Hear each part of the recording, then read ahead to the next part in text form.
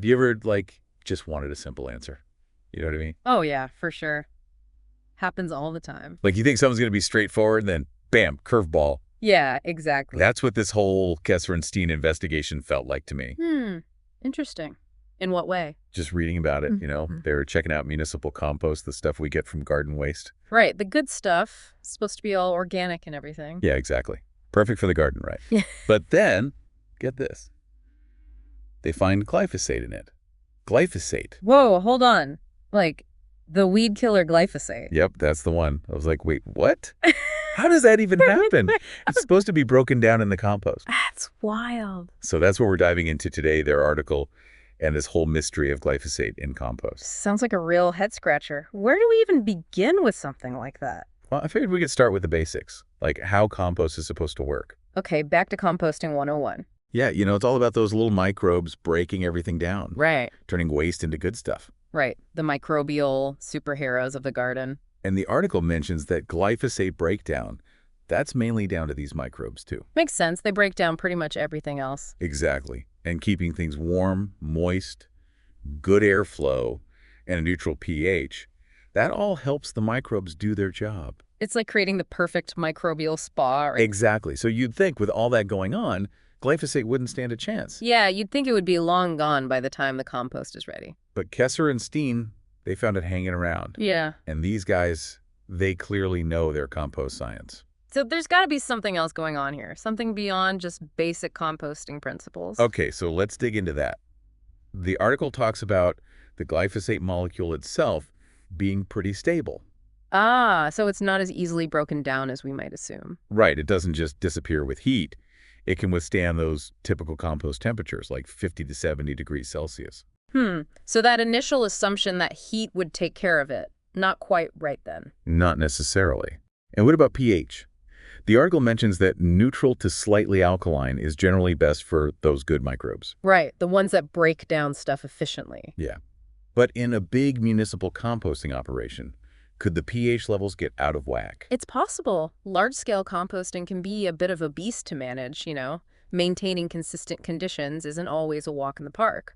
So you could have pockets where the pH isn't ideal for glyphosate breakdown. Exactly. And on top of that, there's another key factor, how glyphosate interacts with the stuff in the compost itself. You mean how it binds to things? Like the article mentioned, wood chips, straw, even minerals. Precisely. It's like glyphosate is playing hide and seek with the microbes. It attaches to these larger particles, making it harder for the microbes to reach and break it down. So it's not just about having microbes, it's about them being able to access the glyphosate. Exactly. And this binding, it could even explain why Kesser and Steen found glyphosate without its usual breakdown product, AMPA. AMPA, right? That's what glyphosate is supposed to break down into. Yeah. But if it's bound up, that initial breakdown might not even be happening. So the whole process gets stalled. Essentially, yeah. And then there's the question of having the right kind of microbes in the first place. Like specialists, not just general decomposers. Right. Think of it like a team. You need the right experts for the job. So a compost pile might be great at breaking down general stuff, but lacking the pros for glyphosate. Exactly. They might be outcompeted by other microbes or simply not present in large enough numbers. Okay, so we're seeing why this isn't as simple as we might have thought. Now, there's this official narrative about glyphosate. The idea that it breaks down quickly in soil. Yeah, like it has a short half-life, maybe a few weeks or months tops. Right. That's the general understanding. But finding it in finished compost contradicts that, doesn't it? It definitely raises some questions. What's the disconnect there? Well, the article suggests that the original research might have been done under very specific conditions. Like in a controlled lab setting. More like controlled agricultural soil. Consistent moisture, pH levels, very different from the wild world of a compost pile. So it's like testing something in a calm swimming pool versus the open ocean. Exactly. The real-world conditions can be way more variable and unpredictable.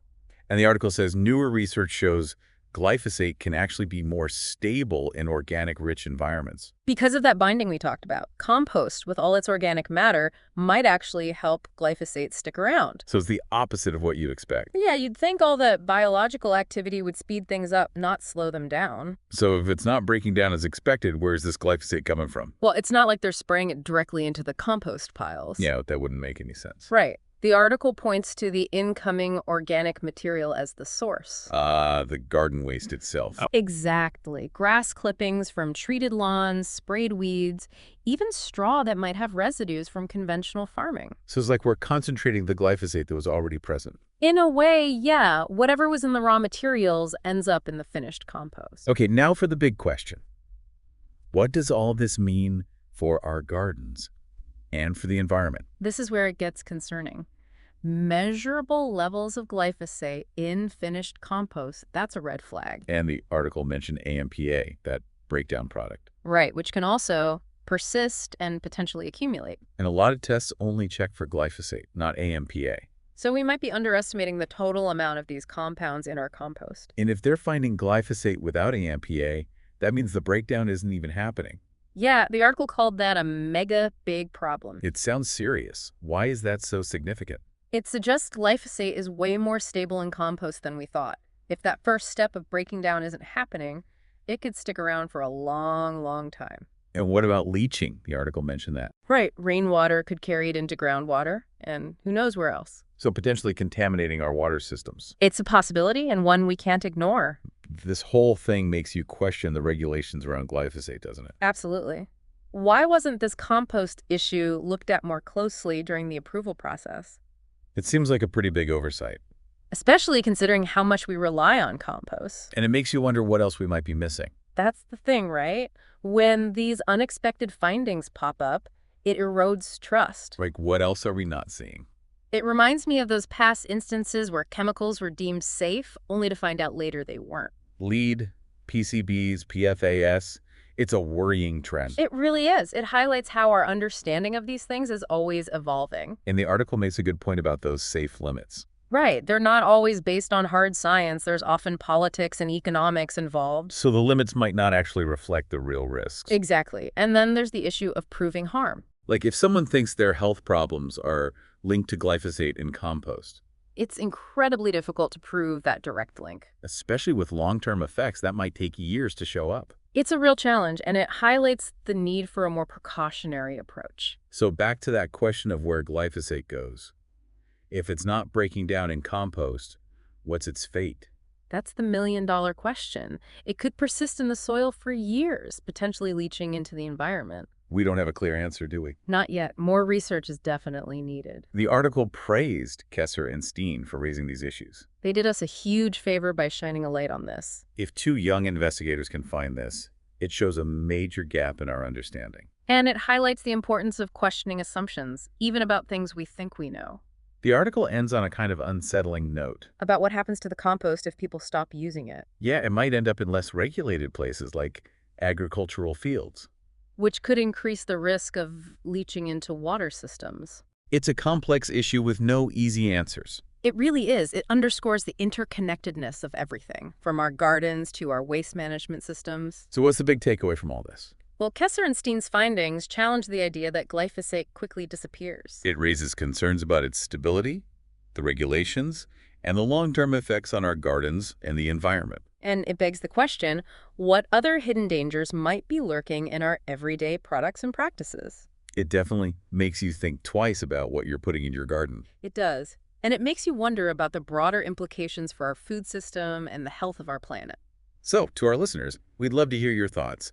What questions does this raise for you?